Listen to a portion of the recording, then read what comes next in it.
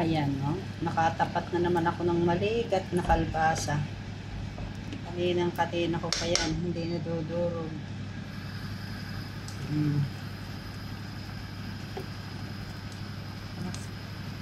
Bihira lang tayong makatapat ng ganitong maligat na kalbasa, kaya palang hirap talupan. See? Ayan.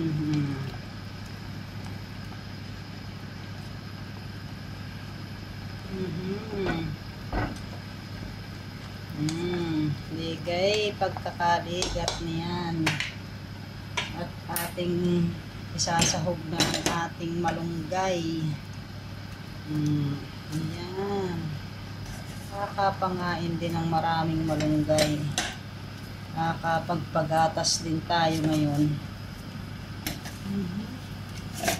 Titingnan ang aking, talaga namang ako'y nagtiyaga hanggang alas 11 na yata o alas 12 na ngayon. Nagluluto pa at nang makakain. Kanina'y ang kinain ko sa cafeteria ay pasta lang na matigas pa ang pagkapasta.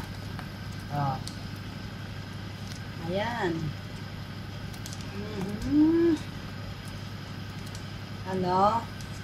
Kayo bagay ayos din ito. Baka natin ng kaunti. At are, ang aking kanin ay digay nakahanda na. Ayan. At may 3 binangi. Ibinangi na sa gasol. Pagyayaking na ibaray, ayos na ayos.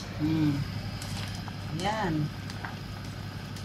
Luto na ang ating binawangang kalabasa at malunggay. Tara, tayo kakain na. Meron ba kayong gayaan? Bye-bye!